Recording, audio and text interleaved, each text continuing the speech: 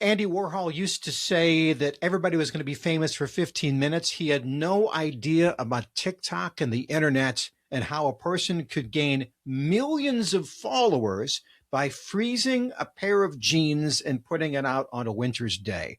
Yet Janet's story is not just about TikTok. It's also about pain and suffering and loss and abuse and trial and tribulation and redemption. If you are struggling in any of those things, you'll find Janet Steward's story deeply moving, highly entertaining, and that's why I like that story. Well, we got a great guest today. We're going to talk to Janet Steward, who might be known to you already. She has been on a lot of TikTok videos, hundreds of thousands of followers. Her title is Yooper Janet, which I'm going to ask her. Yeah. That stands for Upper Peninsula of Michigan, yet she lives in Minnesota. So, okay, we'll find out. She's also a licensed massage therapist, wife, mom of two, accidental viral sensation. She is the one who put out frozen blue jeans out on the front yard during a cold snap in Minnesota. And it turns out that millions of people say cool, and now she has a following.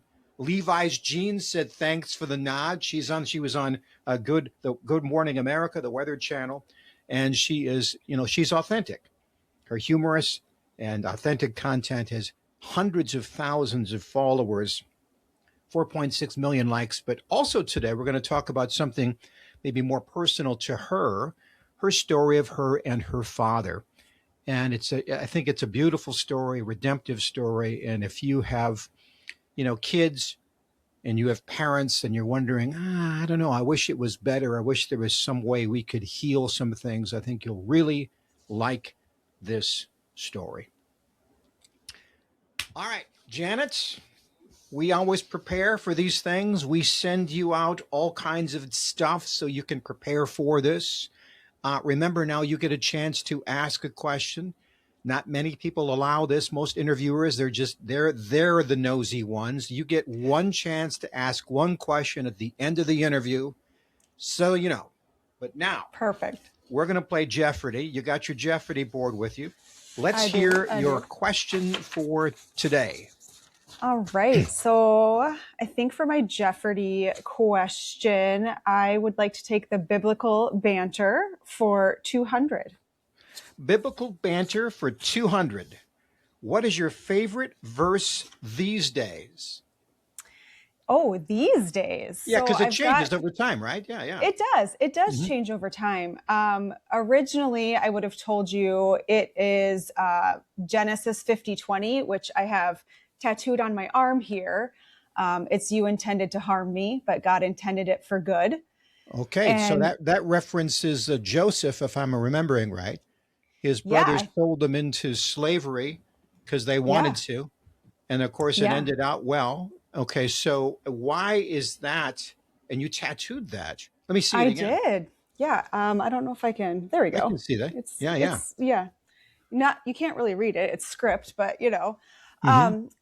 I tattooed that on my arm because it's a reminder of, even though you've gone through difficult seasons or you've made difficult choices or people have done things to you that have hurt you, that you can always redeem that for good. And, people have always said, there's a purpose for everything, but I don't know that I believe that. I believe that you can find purpose in things. So even if at that time, something harms you later on in life, you can actually use that. And I've used it to help people, help women that have gone through similar situations, that I've gone through. I've been through some abuse and trauma and things like that. And it's funny because people always apologize to me and say, I'm so sorry you went through that. And I've hit this point in my life where I'm not sorry anymore. I'm to the point where I'm grateful because I can help others. And I wanted to write this stuff down. What did I do with my pen? Here we go, right here. So I think it speaks to somebody who told me a number of years ago that if you want to, not a drop of your suffering will be wasted, that God can use all of that. I think what you alluded to is true. It doesn't have to be that way. You can just take all the pain, but if you care to, God can use that because, as you alluded to, you can resonate with some women in their story in a way that other Yeah. people can't because you share that in common. Yeah. Interesting. Yeah. Yeah, And for is that sure. still your verse, or you got some other room? You got another arm? Have you thought about I another one? know, I do. That is, but part of the story was, to share my dad's story as well Mm-hmm. with you. Because more recently, my dad had passed away, and Mm. I gave his eulogy at his Ah, funeral. And what one of was the, that? What was that like? I mean, I do funeral services, as you know, of course. yeah, This is how yes, we've met, right, in the past. yeah, And normally it's very difficult for a close family member to yeah, say anything, much less yeah, do a eulogy. What was that yes. like? It's funny. Public speaking is one of my biggest fears. I hate doing it, but I'm asked to do it often, which Hmm. I find that humorous too, because I'm like, okay, God, that's really funny. That's something I really am uncomfortable doing, but people, often ask me to do it. Um, Why is but that? this, If you don't like to do it, why do you ask all the time? I think because I'm relatable to Hmm. people always tell me that I'm real. So that, when I share stories, I put a lot of it back on myself and share my pain, my suffering, or, things like that. I think maybe that's why. Um, but this time in sharing my dad's story, this was the first time I wasn't scared. This was the first time that I went in confident, and I was like, you know what? There's people out there that only know a portion of my dad's story. They only know him from 20 years ago, or they only know him from 2 years ago. They don't have this full picture Mm. of who he is. Hmm. And I was lucky enough to witness, this full picture of who he was. My dad changed a lot over the years, and I wanted to get up and convey that, because I always think it's interesting when you go to a funeral and people start talking about how great this guy was, and you Mm. kind of look over to your friend and you're like, I don't know, he really wasn't that great. I, And I did so I did I did a service once, and I talked to this little guy. He was about 8 years old. I said, "So this was your great uncle?" And he said, "He wasn't that great." that's hilarious.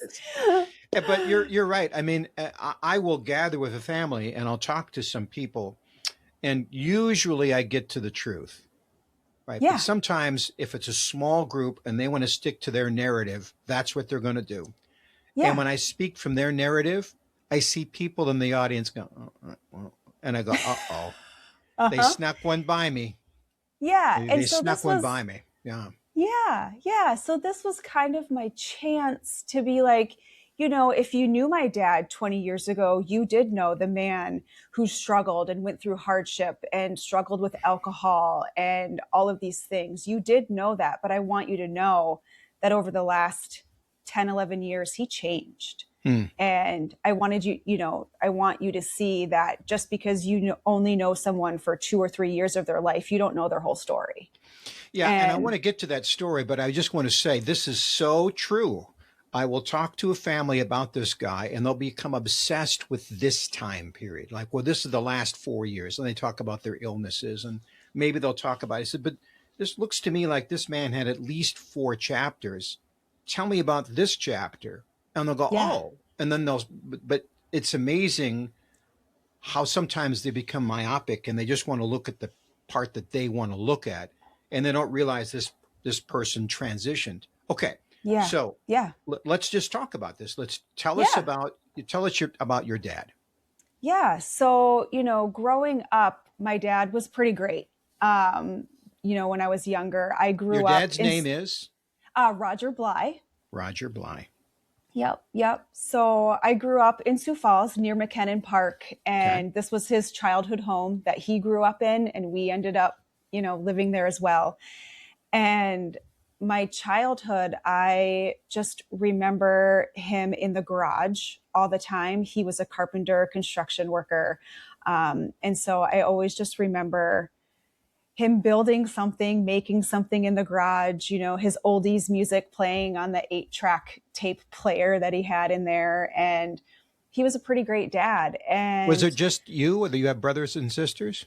Yep, I have a younger brother, so Okay. he's 7 years younger than me, Oh, which is interesting because I got this really great version of my dad that my brother never knew until he was older. My brother didn't know this section of my dad.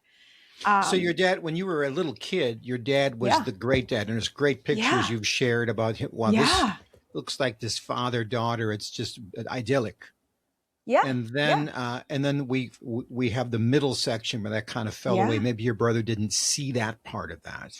Okay. Yeah, yeah. So he didn't see that great part. And then when I was in third grade, my dad got in a really bad car accident. He broke his neck and broke his back.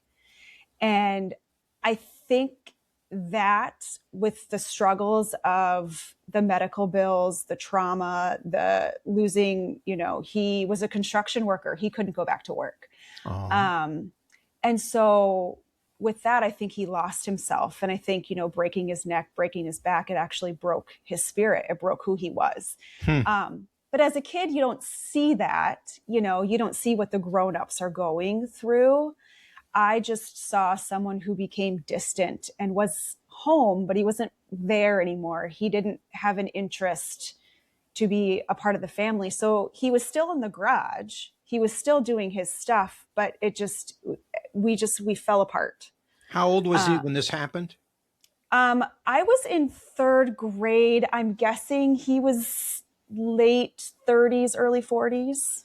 So isn't it interesting that when you look at your parents, first you're seeing them as like a little kid, Yeah. and all of a sudden time goes by and say, wait a minute, that's how old I am, or that's my age. I And then know. it gives you this perspective. And he said, well, okay, so this is just me.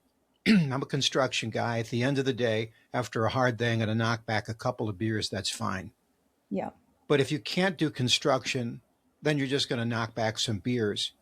Yeah. And then you get caught in this cycle that what was a diversion now becomes the center, and now it Yep. attacks you in different ways. Is that Yeah. kind of what happened? Yeah, that's exactly Hmm. what I think happened to him. He did end up going back to school to be like an architect, Hmm. like AutoCAD, drafting, drawing, things like that. And so he did end up working at a lumber yard. So it was, similar work to construction, but he wasn't doing what he loved. Hmm. But we just became very distant. And that's the dad that my brother knew, was just this distant kind of, he was there, but not there. Mom kind of ran everything from behind the scenes. So So your that's what it, brother, did you and your brother talk about this at all? yeah, yeah, we've talked about it a lot. And it actually hit me during the funeral was, oh, my brother, wow, he didn't know this. Because I would tell him funny stories of when I was little, and I just assumed my brother knew those stories. And he's like, I didn't know that version of dad, I so didn't get that, Dad. How come I didn't get that, Dad? Hmm. yeah, yeah, exactly. And Hmm. yeah, so I don't know, I lost where I was, but going Well, through so that. so he gets another gig at the lumber yard. He's an architect type guy. It's not quite Yeah, what he does. He's yeah, distant. He comes home, and on the pictures that you show, I mean, he is very much, here's my little girl, all these yeah. pictures. How was he distant, and how did you handle that? I think as a teenager, you're just in your own world. The Right. world revolves around you. So I knew he was distant, but I didn't put together the struggles that my parents were going through. I didn't Hmm. put things, I didn't put things together. We did end up losing our house because of the medical bills. But I never knew that. My parents kept that from me. All of a sudden we moved. And he's And of the gen. how old were you when you moved? I was in, what was I? I was in sixth grade, sixth going into seventh grade. Isn't that So interesting? I mean, why are we moving? Oh, we're just I moving. know. Yeah, we're just moving. And as a parent, and you have kids about this age now, is that right, Janet? Yeah. Yeah, I do. Yeah. If something calamitous happened to you and you were going to move, would you tell them more than you were taught as a kid, or what do you think about that? Yeah, How much should kids be told? I know that's, that's the weird balance, is what do you tell them? And honestly, my husband's a hockey coach. And so Hmm. we've moved quite a bit. And so this last time that we moved, we were in the Upper Peninsula of Michigan. We moved to Minnesota. That's why you're called Yooper Janet. Yes, that is Okay. All why. right. All Yes, right. yes. So that move, it was just like, well, dad got a new job. Well, why did dad get a new job? Well, because he's a hockey coach, and the hockey world is really, sports changes, Mm. you move on. And so that's just kind of where we're at with that. But, you do want to tell them stuff, but you don't want to scare them. And I think when I was in sixth grade, if my parents would have said, well, we lost our home, I think they were trying to protect me from being scared, because it was like, well, we didn't have anywhere to go. And I do remember staying in a hotel for a while, but it's vague, Hmm. Um, but mom made it fun. It's kind of like their job, is to make things safe for you, which, I would yeah, say, I think, Janet, I am astonished when I talk to adult children yeah, who will, in the course of the conversation, say, well, there were 8 of us and we lived in this 800 square foot house and we had one bathroom. And they stop and they go, were we poor? no, And at that time they go, wait a minute now. Day old bread, sandwiches, walk to school, one car. Well, yeah, we were. yeah, And they yeah, have, kids have this remarkable ability to not care yeah, about materialistic things as long as they feel a sense of their parents, right? So yeah, I don't think little kids are afraid as long as their parents are around. Like, oh, yeah, you'll figure it out. Oh, we're fine. yeah, Hey, yeah, the exactly. our house burned to the ground. Oh, okay. Yeah, Oh, we're fine. you're Yeah, yeah you're. I think they're tougher that way than we would give them yeah, credit for. yeah. They're very adaptable. Hmm. When we moved this last time, it, it, it was almost no issue with them, Yeah. where we're like, oh man, we have to find a new house, and, new friends and new this. And they were just like, they were so excited to just move somewhere new. And your kids So are how old now, Janet? I have two girls. I have a Okay. 10-year-old and a 6-year-old. Ah, okay. So Yes, here's what we know. We know, and when we just before we got the interview going, your husband has them at a hockey camp, right? he And right does. now Yeah. I'm going to tell you what. It's very easy to be a father of daughters. I have 4. This is what you do. Yes. Just do this. And Uh-huh. hey, calm down. So Calm anyway, down. he's trying to manage this. Yes. Yes. Now, if and when you move again, Yeah. now it's going to be middle school, and now it's going to be her friends, and now it's going to be her universe, as you remember, as a girl. Yeah. Yeah. As parents and as professionals, are you going to just take a hiatus and stay wherever? Or are you going to coach them up to be ready to move to the next thing? What do you talk about that way? We always just kind of talk about, well, first of all, I threaten my husband and I say I'm never moving again because we just remodeled this house. And so I'm like, you better not get another job. But it's always just kind of a conversation, just because of the way the hockey world is, the way Mm. sports are. Daddy could get offered another job, or we could find something else where we would move. And so it's just kind of in the air. But honestly, we're really content here where we are. Mm. Hmm. We've really enjoyed it here. My husband was a professional hockey player, and so he does have a little bit of an itch to go to a higher level. But I keep reminding him, like, this is a great spot for Hmm. family. This Hmm. is a great life, where being in the college hockey game, he's gone 20 days out of a month, where here, he's home most of the time. And How many so teeth does he? How many teeth did he lose? Does he have them he's all? No, he's missing 5. It's the front ones. Yes. Yeah. Uh-huh. So, and I'll never forget when we were first dating and he was traveling a lot. He worked for the Sioux Falls Stampede. He coached Mhm. there for a while. And he was traveling a lot, and we had first started dating, and I was just really unsure. I had been in some bad relationships before, and so I was really leery about dating a hockey player because they have this reputation behind them. And he called me What is that really reputation? Like just brawlers or yeah, just being really tough and like no emotion, just being hard and long hair? I always think of long hair the because you have hockey. flow. Yeah, yeah, yeah. Yeah, the hockey hair. And one evening he called me really late on the phone and he was slurring his words. And I was like, oh no, He's oh no, he's drunk. out. Yeah, he's out drinking. I'm like, so I got really upset because so my dad had turned into an alcoholic. So Mm. I got really upset and I was like, I can't understand a word you're saying. You're slurring. And he goes, oh, hold on. Let me put my teeth in. And all of a sudden you just hear click, click. And he goes, is that better? And I'm like, yeah. What do you mean put your teeth in? He's like, oh, I'm missing 5 teeth. And I mean, I had no clue before. So, Well, now he's a coach now, so apparently we're yeah. going to keep these. Am I right? There's no more tooth loss.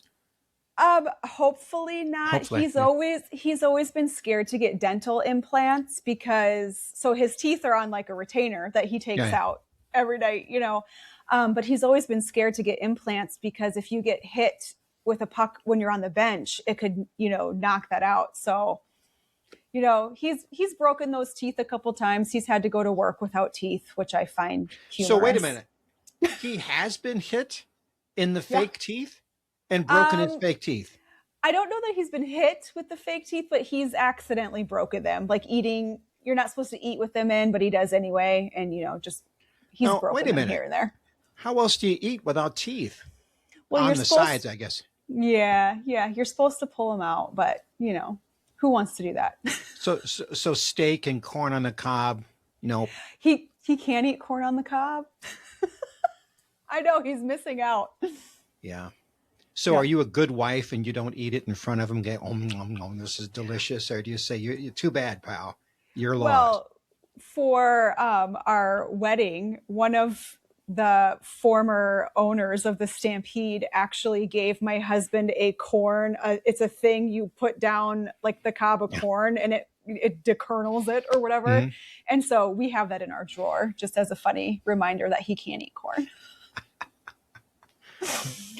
So, I didn't finish your dad's story arc. I know, I'm I know. all over the place, Janet. I Let's am go too. back to it. So, he was an alcoholic. You suffered, and then something happened to him. We talked about missing your teeth. Yeah. Something happened to him that fundamentally changed him. What was that? Yeah. So about 10 or 11 years ago, my dad got really, really sick. He had a back surgery and then ended up getting a bleeding ulcer in his stomach. We think it was due to the pain meds. So he ends up going into the ER. He's got this bleeding ulcer in his stomach, but they also find a blood clot in his hip, in his leg. And we were in the hospital and they said, well, we have to save him before we save his leg. So we can't treat the blood clot. We've got to work on this, this bleeding ulcer that's in his stomach. And it took them a long time to get control of this. And so in the process of that, my dad ended up having his right leg amputated. So here's what we have. Yeah. If you have an ulcer, you want to get coagulants in to stop the ulcer. Yeah. If you've got a clot, you want to get, whatever the loosening agents is to break the clot up. So they had to make a choice. Is it going to be the ulcer or the clot? Yep. To save his life, they went with the ulcer, which means they needed to, did you say amputate? Yeah, they had to amputate his right leg below the knee. Okay. Yep. And so he was in the hospital for 50 days. And at that time, were you kind of still distant from him or what was that relationship like? Yeah, I was still distant from him, but I was a little bit older. How old were you? I was 30, late 20s, 30. And so, you know, my stepmom had called and said, we're taking your dad, you know, to the emergency room. He's not And doing at that good. time, you're like, you know, Yeah. At sucks to be first I was you. like, yeah, I Yeah, was your like, you life, know, pal. Yeah. yeah. I was like, well, just keep me updated. Let me know. And we got there and, you know, it got worse and it got worse. And Mm. so I had just previously started going to church, and I was like, you know what? I think my dad might lose his life going through this. We were really scared he was going to die Mm. because it took them 3 separate surgeries to get a hold of this bleeding ulcer. They couldn't Mm. stop the bleed. And so at the time, I was like, you know, I'm really scared my dad's going to die and he's not going to know Jesus. I had just started going to church. I was like, I want my dad to go to heaven, even though we have this bad relationship. Like, I want Did him you go to to. church when you were a kid? I did when I was a kid, and Mm. then during the, you know, middle part of my life, I didn't. So my parents ended up getting divorced Mm. when I was 18, I think. And we just kind of had a bad go with the church. At Mm. that time, the And church was, what judgmental you think, or what do you think that was about? yeah. So they kind of just wrote our family off. It was kind of this strange, like, you shouldn't be divorced. Mm. And I'm like, wait a minute, we're going through this hard thing. Aren't you supposed to be here to help? Like, Mm-hmm. why aren't you helping? And so it just kind of put a bad taste in my mouth a little bit. Yeah. Yeah. And so I'd really struggled with that. And then I had gone through different things in my life and I had started going back to church. And so I had just been going for maybe a year, and then my dad got, you know, really sick. Mm-hmm. And Mm-hmm. I was like, well, I'd really love to go into the hospital and I'd really love to sit and talk to my dad about this. But I didn't have that relationship with him. So Mm. I went to our pastor and I said, hey, would you consider going and visiting my dad in the hospital? But I was like, if you bring up Jesus or God or religion, he might throw you out of the hospital room. He might tell you just to, like, get lost. Mm-hmm. Mm-hmm. Mm-hmm. And, you know, he said, well, I'm not scared of that. Yeah, I'll go visit him. And so he went and visited my dad almost every day for 50 days. And, you know, I thought my dad losing his leg would break him more because that was the record. You know, he had gotten this car accident when I was in 3rd grade. Mm-hmm. So I was like, Mm-hmm. shoot, he's going through another thing again. Mm-hmm. Mm-hmm. But this hospital stay and his eventual leg amputation ended up saving him, and he turned around and he changed into a different human, like completely, like more than a 180, you know, changed into this, back into this dad that I knew when I was little. And Just some thoughts on there. Just some yeah, thoughts, right? So yeah, it's surprising the seeds you plant, even in a small child, they yeah, germinate and they hang out there. And you never know, like a certain species of trees that don't sprout until there's a fire, right? The same thing. In a life crisis, sometimes those seeds will bear fruit. The other thing is that it's very common. There's a bumper sticker, maybe you've seen it: Lord, protect me from your followers, right? So people who are supposed to be Christians can be some of the meanest people. yeah, But they that can doesn't be. mean that God is that way or Christ is that way, but we get that mixed around. Yeah, And the other one, I had a friend of mine who was a pastor, and he'd go to, you know, hospitals, sometimes meeting people who were going to die. And I'd say, what do you say? And he said that. I thought this was, I'm going to say, clever, yeah, wise. He would say, is there anything that's heavy on your heart right now? yeah, And I think if you have a relationship with them, visiting, things like that, they will maybe talk about that. yeah, And, yeah, you know, I just saw a post about, you know, the things that we know. Everybody senses there's something after this life.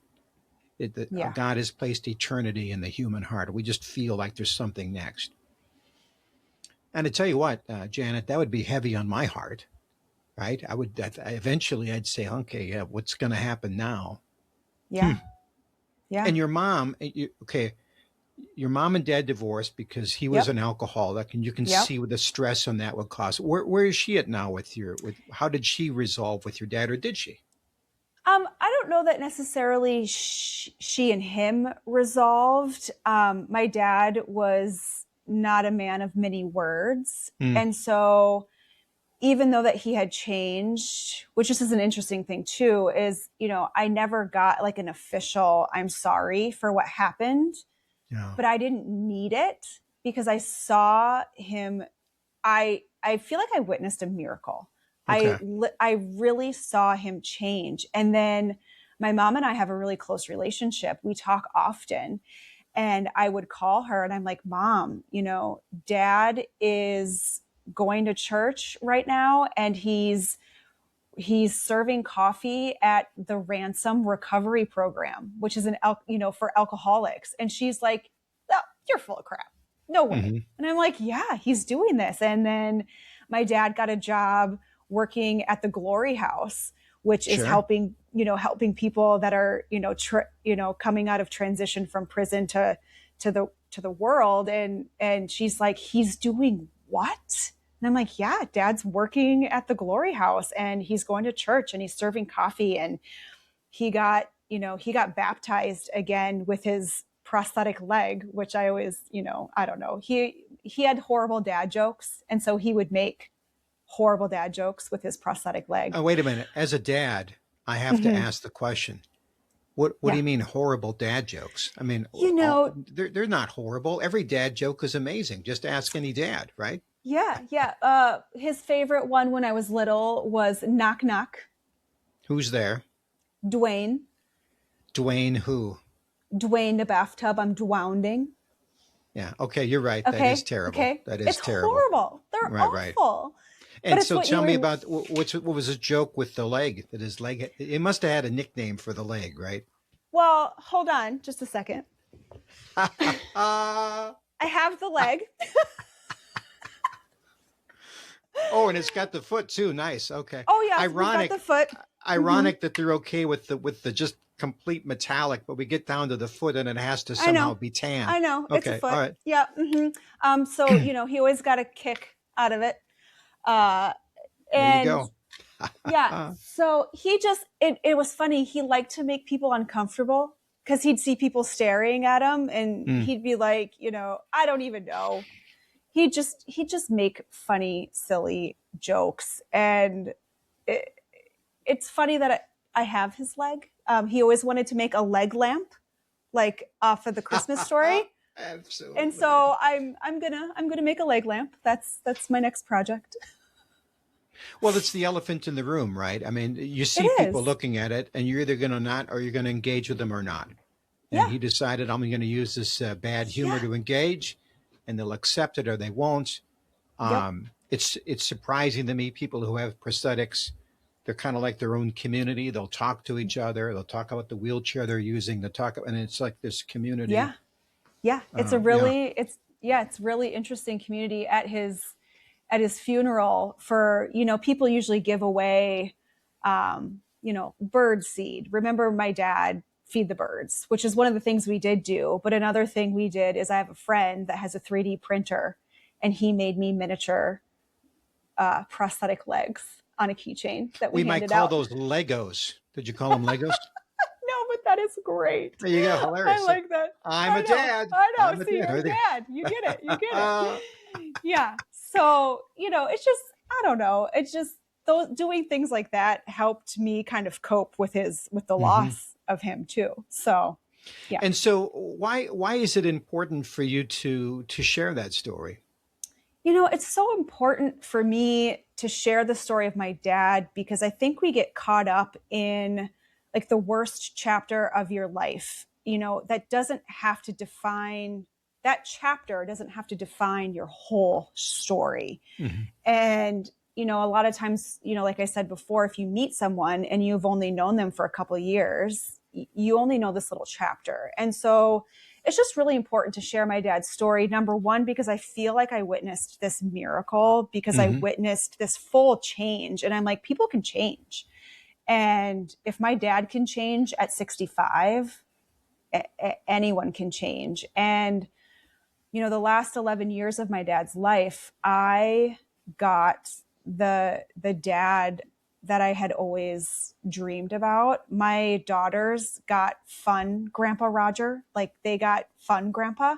And I got to see, I almost like got to relive parts of my childhood through my kids with their relationship with my dad.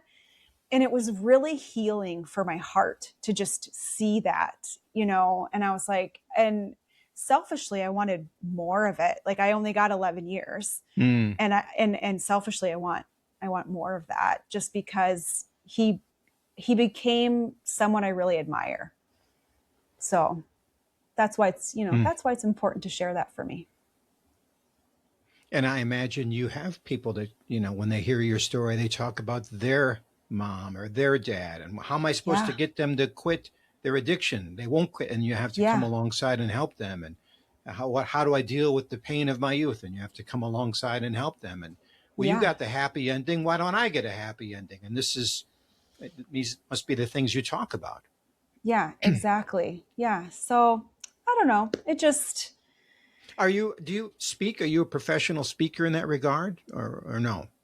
I'm not. I wouldn't say. Oh, that's right. Because you don't want to speak. I don't want to. I actually went to a conference a few years ago called the Speak Up Conference. And it's kind of like where you take classes on how to be a public speaker or a professional speaker, or how to write a book, or how to do all these things. And it just, I don't know why it was so petrifying for me. But the more I speak, the better I do feel. And this last time, speaking at my dad's funeral, just having all of these people come up and they're like, I've never heard a eulogy like that before. Like, you told a story. You didn't just go up there and say, he was this great guy and we should all remember him. And, you know, it wasn't this generic, it was, you actually shared life.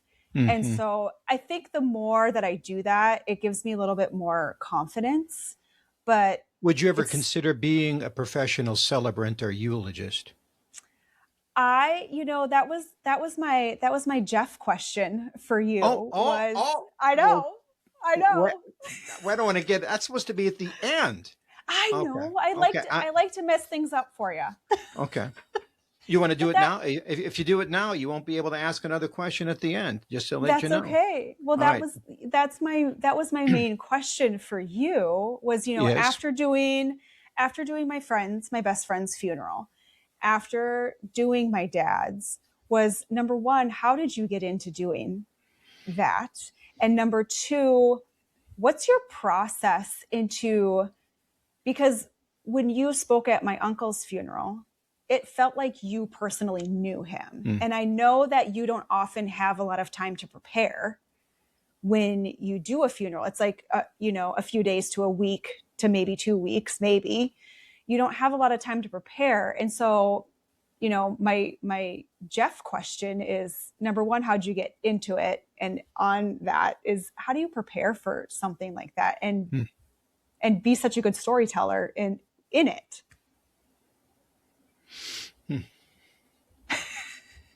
Well, I've been asked the question enough that I actually have an online course on how to be a celebrant.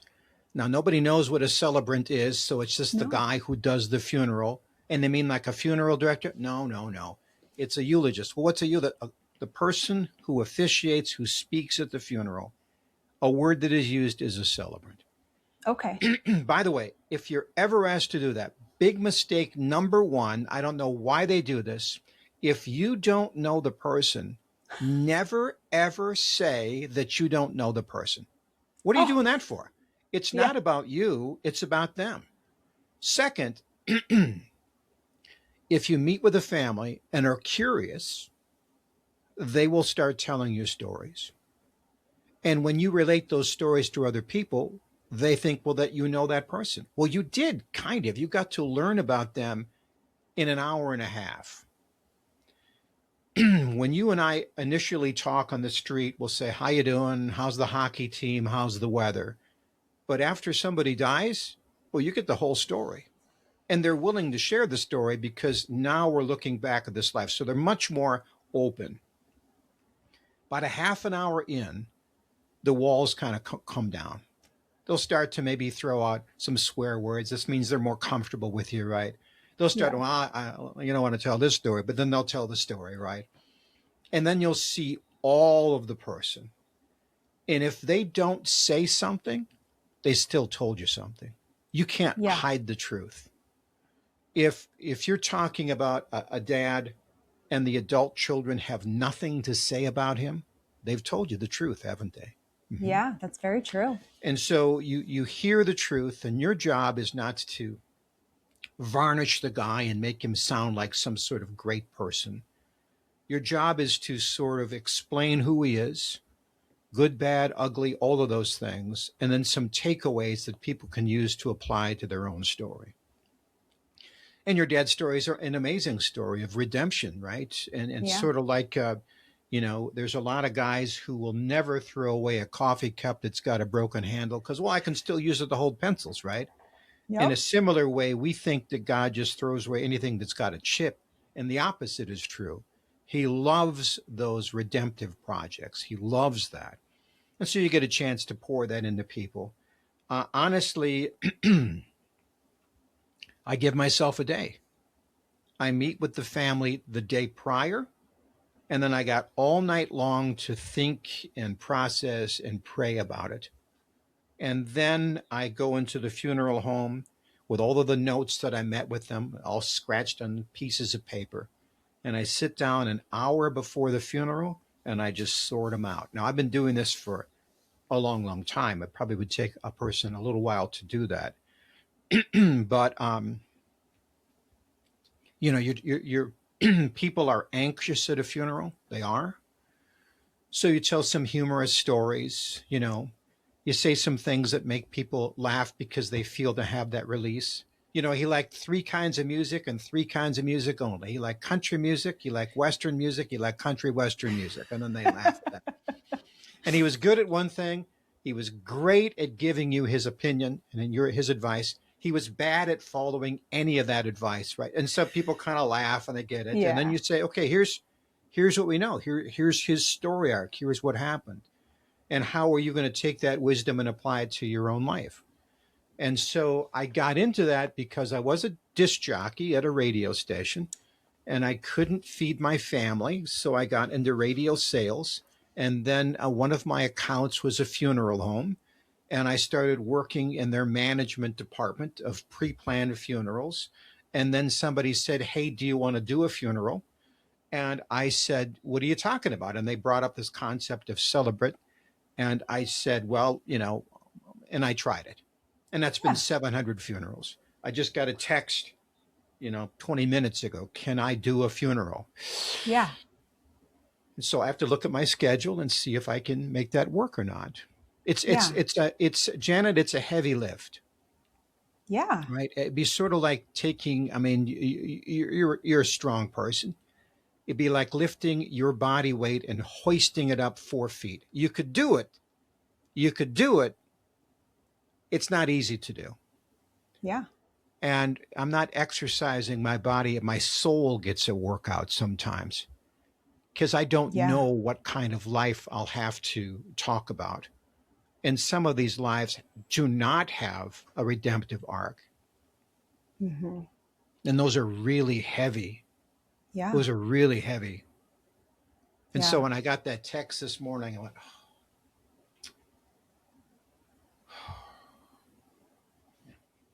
Anyway, does that answer your question? Yeah, it does. It just, we had a week to plan my dad's funeral. And at first, he passed away in the middle of the week, and we thought, should we do the funeral this weekend? And thankfully or not, it was Easter weekend. And my stepmom was like, I don't think we should do it Easter weekend. We should wait. Okay. And, part of me wanted to just get it over with and just have closure and be done. But I'm so thankful that she chose to do it the following week, because I had so much time to compile stories about my dad and Mm. learn things about my dad I didn't know. One of the things that I found out, or, I kind of knew, but didn't know how important it was my dad was an Eagle Scout. And I didn't realize what a big honor that was. Like Yes. I Yeah. had always just said, oh, Boy Scout. But back in the 60s, when you were a Boy Scout is different than being one now. Like, to get all those patches and all those awards, they were really hard to do. And so I had found all of his patches and all of these awards, and he went to this big world jamboree, which was this Mm. big thing that he was invited to, and he got to talk to the governor, and he got to present all of these things. And so I found all of this stuff, and I called the Boy Scout troop in Sioux Falls. Yeah. And I said, hey, can you tell me what this is? And the guy that's their curator called me, and he's like, would you come down? Can you come down here so I can see your dad's stuff?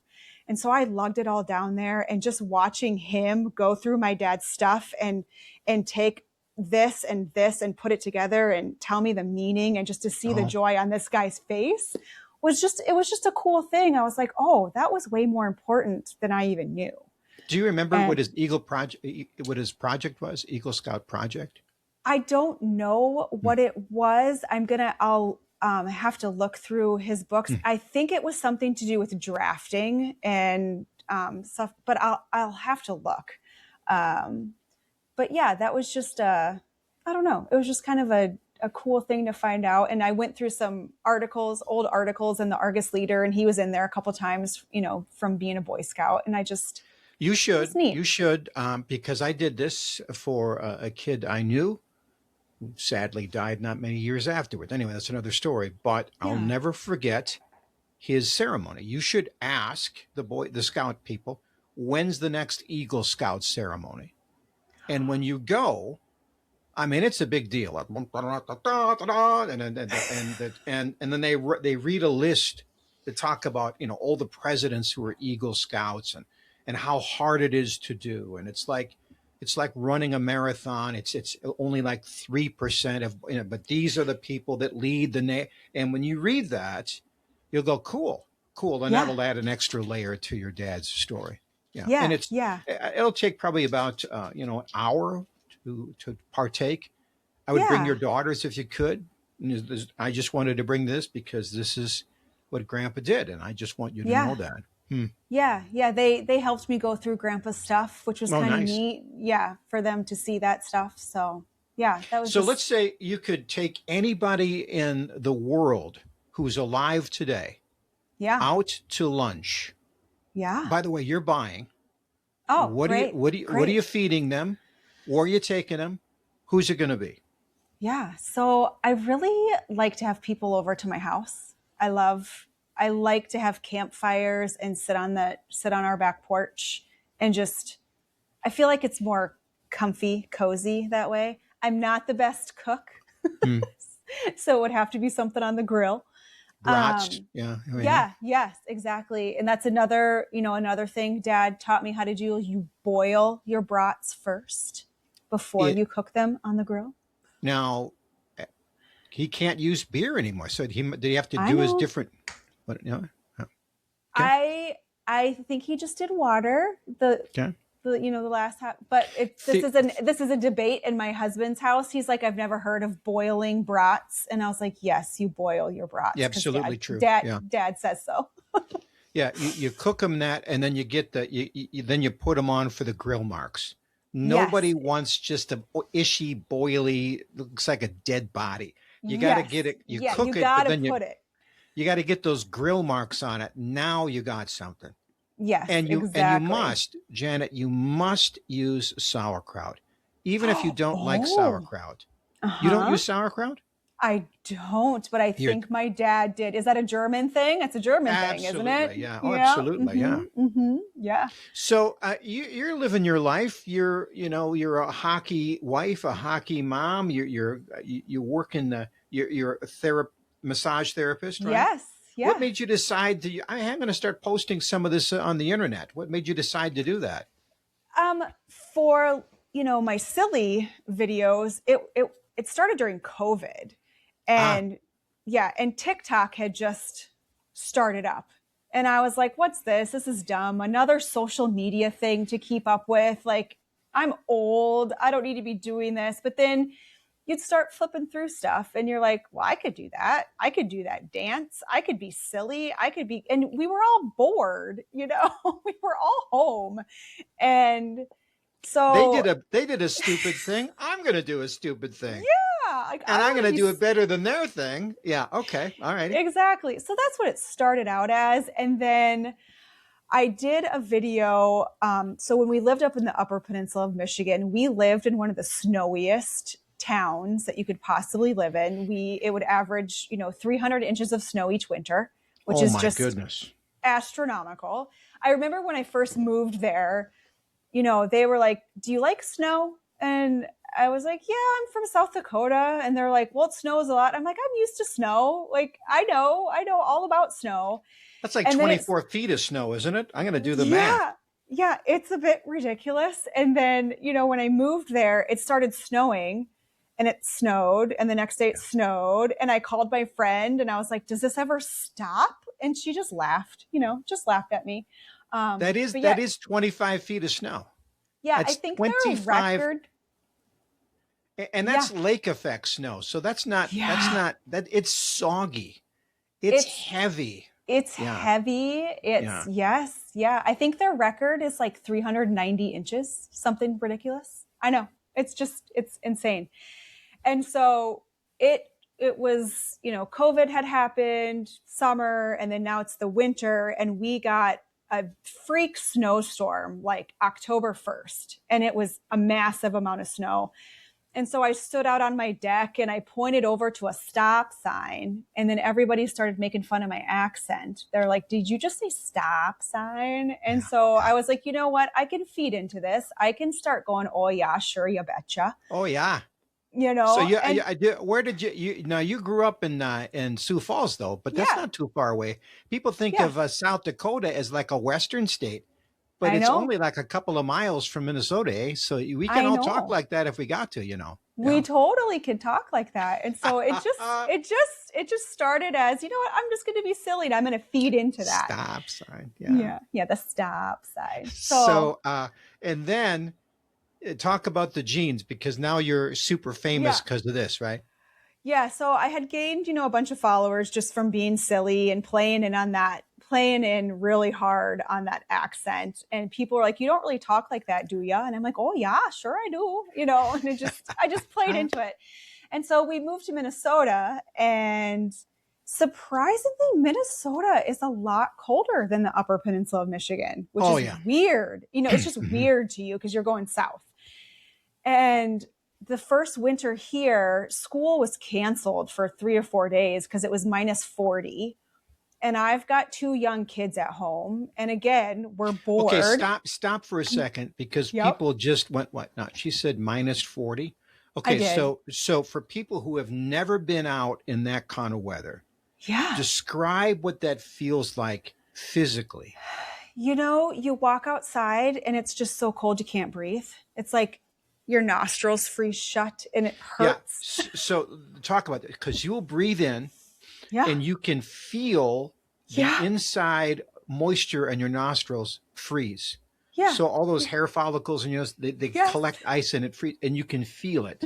And that's when you go, oh my goodness, it's cold. Yeah. Because your body kind of has that only happens at about like negative 20 to 25. Yeah. And you're, it's cold outside. And then it's painful. Your face stings. It hurts. It's like needles, just like ow. It's like you just instantly have to cover. And if it's windy at all, I mean, if your ears are exposed in that wind, they will start hurting in about 10 seconds. Yes. Yeah. It's like the ears, the fingertips, your nose. So it was just cold. So school was canceled because the kids, waiting at bus stops can't go outside. And I was like, what can I do to entertain my kids? Like we have a small house. It's super small and they're driving me bonkers. And I don't even know where I originally got the idea, but I was like, let's freeze an egg because I had seen it somewhere on the internet. And so we, cracked open an egg, held it there, and it froze standing up. Like he had the eggshell and the yolk was frozen. And I was like, well, that's kind of funny. So I posted that. And then someone was like, why don't you freeze a plate of spaghetti? And I was like, that's kind of funny. Let's do that. And so they're not really my original ideas, but I'm just willing to do them and be goofy and post it. Mm-hmm, And so eventually someone was like, you should freeze a pair of your blue jeans. And I was like, can you do that? And you can do that. You could freeze blue jeans. Yeah. Yeah. When I was a kid and we didn't have a dryer, my mom would hang clothes out on the line and they would literally, she called it freeze dry. So yeah, you can hang a soaking wet shirt. By the way, your hands hurt, but that's that Nordic pride, right? And it would just be solid. Yeah. But it would dry down about maybe 3/4 of the way. You wouldn't think that it was, but it actually does. Yeah, it does. And so when you bring them in the house and they thaw out, they're like 75% dried. Yes. And then she would iron the shirts. And then when we would wear the jeans. Anyway, so you know what I'm talking about. Yeah, well, that was something I actually learned. I didn't realize that it would eventually dry. I just thought they would sit out there frozen. Yes. And so I walk out there, a few days after I had done this, and my jeans had kind of toppled over, and I was like, oh, and I walked out and I was like, oh, they're dry. Yeah. And so then the next time that I froze them, this is really sad to admit, I would go out there with a spray bottle, and I would spray them so they would stay frozen. And all I could imagine was like, my neighbors probably think there's crazy Janet out there spraying her jeans. I mean, it's like ferns, except, you kind of spritz the ferns. It's the opposite of that, it's right? It's the jeans. So yeah, I don't know. I like to be funny. I like to be silly. I feel like people are so serious. People take themselves so seriously, and I don't. And so, yeah, it's just something funny. And I think people are kind of fascinated with the northern plains. Yeah. Because it's just like, or the north, the great north, because the weather is extreme. Yeah. And I think people are just captivated with snow. It's kind of magical. And a lot of places, they don't really see it and experience. And it's a different culture. Yeah. I imagine that you and I are obsessed with people who hunt for gators, down in Louisiana. I don't know. I know. But, I'm glad I don't have to do that. No, I don't. Here's what you like about the Great White North. There's a barrier that alligators cannot go north of, right? Yes. So we kind of like that. We're happy to exchange the facial pain of blizzards to not have to deal with some of these varmints that the people in the southern part of the state have. Exactly. What's the best piece of advice you ever got?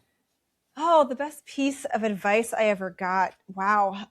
So that's probably, it's going to go back to my theme of this one chapter of your life. It doesn't define who you are. It doesn't have to, it doesn't have to be this. And also, like, don't make permanent decisions based on temporary emotions. So, say right now you're going through something horrible, it's going to feel horrible, and maybe it'll feel horrible for a couple of days or maybe a couple months, but don't make harsh decisions just based on how you feel right now. Because if you would have told me 25 years ago that my dad and I would have had a completely different relationship, I would have never believed you. And so just to let the story play out, let it, not necessarily enjoy the moment, but just realize that this is a season and it's temporary, and we're going to move on. It's going to be, you can make it different. And you've written, is this part of the short story that you've put together in a compilation book, or what was that story about? Yeah, it's part of it. Yeah. So majority of the story was kind of written about, I had gone through some really bad relationships, and one of them was really abusive. And in the middle So of this. you yourself.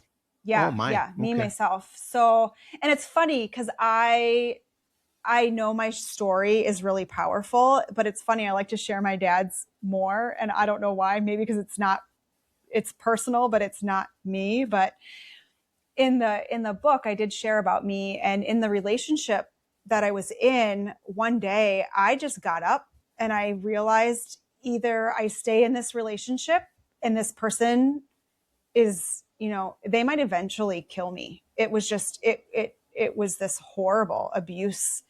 And I got up one morning and I said, you know what? I'm done. I have to leave or nothing's going to change. And so I called a friend and I told her what was going on because nobody knew. And she came over, and thankfully she had all these boxes at her house because she had just moved. We filled up all the boxes, threw them in a U-Haul. I attached my car to the back, and I drove from Pennsylvania home to South Dakota in 2 days by myself. And so And you must have felt a certain amount of like, I got to get out of here. I got to get out of here. I don't want to get discovered. Let's go, go, go, go. Right. Yeah. Right. We packed up my stuff in about 2 hours while he was at work, and I left. And this is in a time of cell phones. So did you get rid of your number, or what'd you do? Yeah. Funny story. He had come home and realized I wasn't there. He shut my cell phone off. He turned it in as stolen. And so halfway there, I just got a new cell phone, and I called my mom from this new number and I said, hey, I'm coming home. And she goes, oh, you're coming to visit? And I go, nope, I've packed up my stuff and I'm coming home. I said, I'm safe right now, but I'm coming home. And so I went home and I started over at 28, 29 years old. I completely started my life over. And did he just let it go, or did he kind of stalk you for a bit? I was so scared of this person and I knew he knew how to contact my family. I just kind of sat my family down and I was like, if he tries to contact you, can you not tell me? I don't want to know. I'm so petrified that that's going to make, my anxiety worse. So I actually don't know. I shut down all my social media. I kind of erased myself from the internet. He's never tried to contact me since. That he knows you're out there, Yooper Janet, right? I know, but he's never tried to. Yeah. And I'm, remarried, and it's funny because I've never told my husband his name because I'm so scared my husband's going to go out there and like hunt him down and, I don't know, hockey stick. But yeah, he might sacrifice another tooth if he needs to, is what you're saying? I know. Yeah. So that's kind of what that short story is about. And that's, I eventually, I would love to write a book sometime, about my story and the things that I went through and my dad's story. But it's like trying to think about, writing a book, but also doing some sort of a lesson with it, or some sort of a study, or some sort of a counseling thing along with it, because I don't want it to just be a story. I want the person to be helped. And so it's just something that's been swirling around in my head for a while. I just haven't committed. Well, I'll plant a seed with you, right? Yeah. Could be a webinar. Oh. You could post it. You say, listen, I'm doing this. It's for the first, 30 people or so. I'll send you the book, and here's the book. It's like a workshop that we work through once a week. Yeah. I'll tell you what I learned. We can talk about it. You can ask questions. And if it helps one person, it's worth the price. Yeah. And maybe God has given me all of these followers to make a difference to a few. Right. Yeah. Yeah. And that's kind of what I've been trying to figure out how to wrap that all together. I'm like, I do have this big following. How can I use it for good, and also still be silly, but, use it to help people. And like you said, if it's just one person, then it's worth it to me. If I can just help one, I saw the impact of, our pastor from our church. It was just one person impacting my dad. Mm-hmm, and now, and then that impacts so many other people. Yeah. Yeah. So yeah. That's a great idea. And then it's the concept of, that's one of your gifts, is you're a genuine person. And, I go see a therapist. Well, I don't want to see a therapist. That seems a Yeah. little heck a heavy lift. I don't want to go to a psychologist. I mean, those people do well, Yeah. but you're not that person. You're a real person like them. And maybe from that they'll go on to other counseling, but you're that kind Yeah. of step that would maybe help them come to Yeah. themselves. Yeah, that Yeah. would I be really like, powerful. Yeah. yeah. Yeah. I like that a lot. I've been to a lot of counselors, a lot of therapy in Yeah. my life. And that first step going to one is really scary. Do you, It's can you horrifying. tell right away if they're going to be good for you or not? You go, oh, this isn't going to work. I Are can, they all good? I can now. At the time when I first started, I couldn't, but I remember more recently I had gone to a counselor and she's like, wow, you are so self-aware. I don't know if you need therapy. And I was like, I don't think we're going to be a good fit. Hmm. Because I think everyone could use a mentor or a counselor, or, it doesn't have to be, like you said, it doesn't have to be an official counselor. Mm-hmm, But I feel mm-hmm. like everyone can learn from somebody in their life. I volunteer at our church with our youth group with the 8th grade girls. And at first they were really scary. I'm going to be honest with you, an 8th grade girl. I'm like, that's really scary, but Yeah, they can take you out. I Yeah. know, They but will cut you. I know, but I really love them. I Yeah. enjoy them. Mm-hmm. They don't always take what you say, but maybe they'll take a little bit. Maybe they'll listen to something. And I remember I had told them my story of abuse and the things that I had gone through and the choices I had made in my 20s. I left home at 19, 20 years old. I moved across the United States. I moved to Delaware, random, so random, from South Dakota to Delaware. I know. Um, but I got to tell you, as a father of 4 good daughters, that might drive me to drink, right? I'm just saying, what are we doing? I Okay. know, All right. I Yeah. know Okay. exactly. So, and I lived, not the best life. I went out and I made horrible decisions and I partied and I drank and I did all these things. And so I'm telling the 8th grade girls this story. And one of the girls raises her hand and she goes, so you don't do that stuff anymore? And I go, well, I'm 40 something. I've got 2 kids. We're in a different stage of life. And she goes, well, do you have any fun anymore? And I'm like, you know what? I do. It is fun. I like where I am, but it's funny to get their perspective. Mm-hmm. Mm-hmm. I did a presentation once on the funeral of Abraham Lincoln Oh, to a group of and they were the middle schoolers. And I asked for questions, and a girl raised her hand and she says, were you there? So, yeah, I'm aware of the perception of youth and age. I I think about know. that every time. And I said, he died in 1865. And she went, Mm-hmm. like, answer the question. Mm-hmm. Were Mm-hmm. you Yeah. there? Okay, let's do the math. Anyway, that Yeah. was I know. I know okay. my kids give me a hard time because I was born in the 1900s.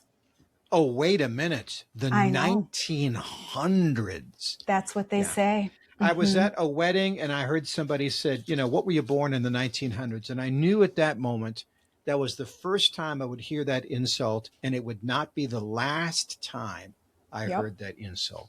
Yeah. Okay, so did we cover everything? I mean, my job is to help you push out Yeah. your agenda. My job is to be your greatest cheerleader, Janet. What can I Yeah. do to help you? What have I forgotten? After giving my dad's eulogy, after doing the funeral, and people coming up to me and saying, thank you so much. I've never heard that kind of a eulogy before.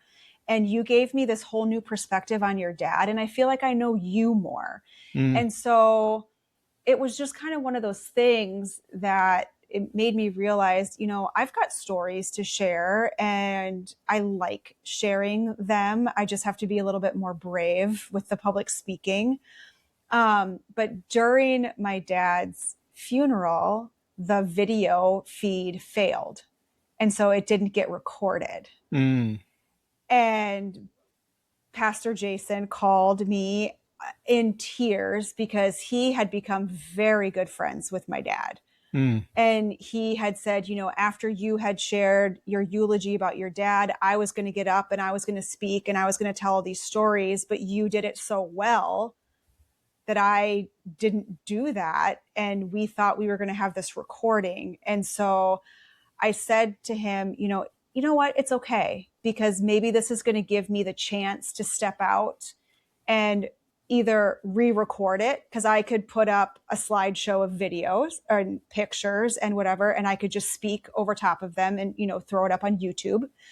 But maybe it's going to give me the push that I need to step out and start sharing more real stories. I want to share his, I want to share mine. I really do want to help people.